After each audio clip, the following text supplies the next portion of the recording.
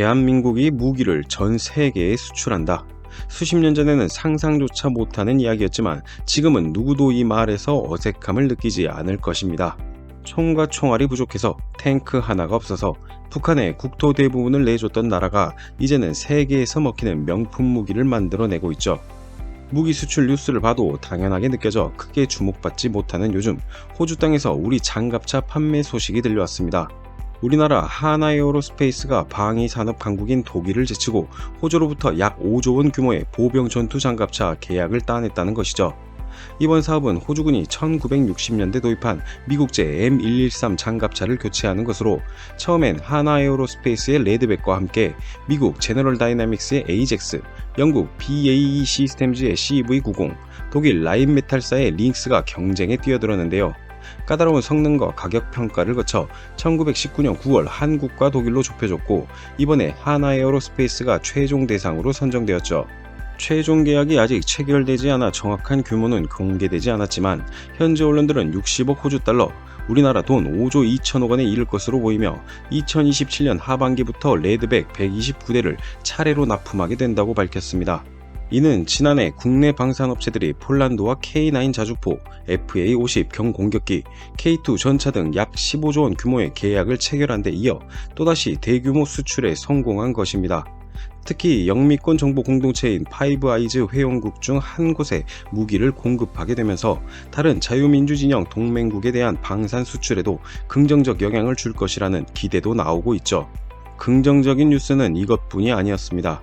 7월 30일 업계에 따르면 하나오션과 HD 현대중공업은 캐나다 정부가 추진하고 있는 최대 12척의 잠수함 구입 프로젝트에 출사표를 던지고 수주를 위한 본격적인 움직임을 시작했다고 밝혔는데요.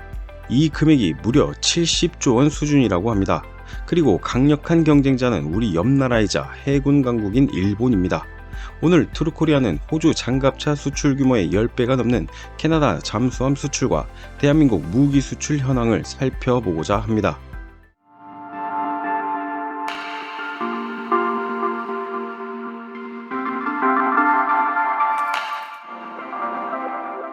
무기 중 쉬운 개발이 무엇이 있을까 싶지만 유독 어렵다고 평가받는 것이 바로 전투기와 잠수함입니다. 잠수함은 비대칭 전력의 핵심이자 전장에서 게임 체인저라고 불리는데, 그 명성은 1차 세계대전까지 거슬러 올라가야 할 정도이죠. 그때도 잠수함은 보이지 않는 곳에서 공격하고 사라지는 탓에 공포의 대상이었는데, 기술이 발전한 지금에 이르기까지 그 영향력은 여전합니다. 심지어 여기에 발사 지점을 추적하기 어려운 핵탄두까지 장착할 수 있으니 시대가 발전하면 할수록 잠수함의 중요성은 나날이 높아지는 중입니다. 우리나라는 북한뿐만 아니라 강력한 주변국 군사 위협에도 대응할 수 있는 전력의 필요성을 느끼고 잠수함을 자체 제작하려고 했지만 기술이 부족해 1992년부터 독일의 디젤 잠수함을 도입, 장보고함을 제작한 것이 대한민국 잠수함 역사의 시작이었습니다. 현재는 3,000톤급 크기로 길이 83.3m, 폭 9.6m, 수중 최대 속력이 20노트 이상의 승조원 50여 명이 탑승할 수 있는 장보고 3 일본함 도산 안창호함이 개발되었으며, 이는 국내 독자 기술로 설계 및 건조한 잠수함이었죠. 모두가 자주포와 전차에 집중하는 사이 무럭무럭 성장한 우리의 잠수함 기술은 곧 세계의 눈길을 끌게 되었습니다. 2023년 7월 30일 업계에 따르면 하나오션과 HD 현대중공업은 캐나다 정부가 추진하고 있는 최대 12척의 잠수함 구입 프로젝트에 참여했다고 하는데요. 지난 6월 개최된 국제해양방위산업전 2023에서 하나오션과 HD 현대중공업은 나란히 밥코 캐나다와 기술협력 협약을 진행했으며, 하나오션과 HD 현대중공업은 밥코 캐나다와 함께 캐나다 잠수함 프로젝트 수주에 나선다고 합니다. 캐나다가 진행하고 있는 잠수함 도입 프로젝트 CPSP는 캐나다가 보유하고 있는 노후한 빅토리아급 잠수함을 대체하는 사업으로, 사업 규모는 최소 600억 캐나다 달러, 우리나라 돈 약 76조 6,800억 원입니다. 캐나다의 넓은 해안은 그동안 미국이 커버해왔지만 우크라이나 전으로 러시아에 대한 우려가 커지면서 해군력의 증강 필요성이 대두되고 있죠. 현재 캐나다는 1980년대에서 1990년대 사이 건조된 영국산 중국 빅토리아급 잠수함 4척을 보유하고 있으며, 이를 교체하는 대형 사업에 다양한 국가가 참여 의사를 보였습니다. 업계에 따르면 일본과 프랑스, 독일, 스웨덴 등이 참여 의사를 밝힌 것으로 알려져 있는데요. 여기까지 들으면 수주에 성공했다는 것도 아니고 쟁쟁한 국가가 참여하는 경쟁에서 대한민국이 성공할 확률도 높아 보이지 않는다고 생각하시는 분도 계실 겁니다. 하지만 이는 호주 수출을 성공한 레드백의 상황은 물론 이전에 우리가 무기를 수출했던 수많은 상황과 크게 다르지 않습니다. 실제로 이 국가 중 진짜 주목받고 있는 건 우리나라와 일본 정도라고 합니다. 작전 능력을 고려했을 때 캐나다는 3,000톤급 이상의 잠수함을 건조해야 합니다. 우리나라는 2017년 8월 인도네시아에 1,400톤급 잠수함을 수출하여 세계 5번째 잠수함 수출국이 되었으며 현재 3,000톤급 이상의 중형 잠수함을 건조한 나라는 우리나라를 포함해 미국, 영국, 프랑스, 러시아, 중국, 일본, 호주, 인도 정도입니다. 캐나다 수주 사업에 출사표를 던진 국가 중 이를 상용화해 운영하면서 신뢰성까지 검증된 모델은 우리나라와 일본 잠수함뿐입니다. 우리나라는 도산 안창호함을, 일본은 다이게이급 잠수함이 꼽히고 있는데요. 도산 안창호함은 리튬 배터리를 탑재해 장거리 자막 능력을 갖췄으며 잠수함 발사 탄도미사일 즉 SLBM을 운영할 수 있습니다. 특히 함내에 자동화 기능이 많아 승조원이 부족한 캐나다군에 적합하다는 평가를 받고 있습니다. 일본의 다이게이급 잠수함은 화력과 장악 능력이 우수한 평가를 받고 있습니다만 도산 안창호함 대비 자동화 기능이 적고 수출 후 승조원 교육과 잠수함 운영 훈련 지원에 있어 우리보다 부족하다는 약점, 그리고 특히 수출 경험이 전무하다는 점이 치명적으로 작용하고 있습니다. 우리 잠수함이 핵잠수함을 제외한 재래식 잠수함 중 가장 조용한 잠수함이라는 평가를 받고 있다는 것을 보면 기술적으로 우위에 있다는 평가가 주를 이루고 있죠.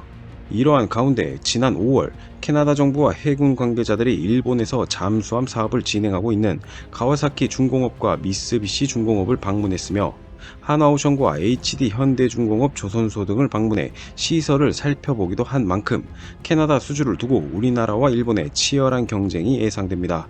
방산업계는 국산 3,000톤급 잠수함이 일본보다 핵심 기술과 생산 능력 면에서 뒤처지지 않는다고 자신하고 있으며 글로벌 방산기업과 손잡고 캐나다 잠수함 사업 관련 기술협력 협약을 잇따라 체결하며 수주 의지를 보이고 있습니다. 여기서 웨인에어 캐나다 국방참모총장이 친한파로 알려지면서 흥미를 끌기도 했는데요. 유엔 부사령관으로 평택에서 근무한 경험이 있다고 하니 수주 전략에 유리하게 작용할 것으로 전망하고 있습니다. 우리나라 잠수함의 이름이 도산 안창호, 해당 수주에 참여하는 기업 중 하나가 미쓰비시 중공업이라니 참 묘한 기분이 들기도 하고 꼭 경쟁에서 이겨 수주를 따냈으면 좋겠다는 생각도 듭니다. 만약 사업 수주가 성공하면 육해공 무기를 모두 수출하게 되면서 대한민국이 육군만 강하다는 편견을 무너뜨리고 진정한 방산 강국으로 거듭날 수 있겠죠. 약 30년 전 기술이 부족해 필요한 잠수함을 만들지 못하고 독일의 기술을 빌려 제작했지만 지금 우리나라의 잠수함 기술은 그 어느 나라와 비교해도 부족함이 없습니다. 원자력 잠수함이 외교적 기술적 리스크로 쉽게 개발이 어려운 가운데 이 정도 잠수함을 독자적으로 개발할 수 있는 것은 우리나라, 일본, 러시아 정도입니다. 분명 지금 이 영상을 보고 디젤 연료는 의미 없다라던가 핵연료가 없으면 의미 없다는 식의 생각을 하는 분도 계실 겁니다. 하지만 이런 경우는 참 많이 있습니다. 핵을 가지지 못하니 그것을 극복하기 위해 핵 외 화력에 집중하고 규제에 아슬아슬하게 걸치는 거리의 미사일을 만들거나 협약 변경에 대비한 기술 개발을 하는 것 등 말이죠. 이런 기술을 확보하고 활용해야 추후 외교 및 규제 완화가 일어났을 때 더 나은 무기를 누구보다 빠르게 개발하는 것은 물론 추가적인 수출도 가능할 것이라 생각합니다. 우리는 충분히 그렇게 할 수 있는 민족이자 나라이니까요. 이처럼 기대되는 소식을 전하면 뿌듯한 감정을 느끼면서도 한편으로는 기술 발전에 비해 빠르게 발전하지 못하는 우리 군 문화에 대해 안타까움이 생겨납니다. 자료조사를 하면서 보이는 군대 내 갑질, 폭행, 심지어 최근 일어난 해병대원의 안타까운 사고까지 말입니다. 사실 우리가 가져야 할 것은 단순히 무기의 발전이나 기술뿐이 아닙니다. 가장 소중한 우리의 사람, 장병, 군대에 대한 개선 역시 확실히 일어나야 합니다. 전쟁이 일어났을 때 나라를 지키는 것은 무기의 기술력 이전에 사람이니까요. 저희 트루코리아는 우리 방산업의 발전, 수출 확대는 물론 군대 문화의 발전 역시 기원합니다. 영상을 시청해주셔서 감사합니다. 구독과 좋아요는 영상을 만드는 데 큰 힘이 됩니다.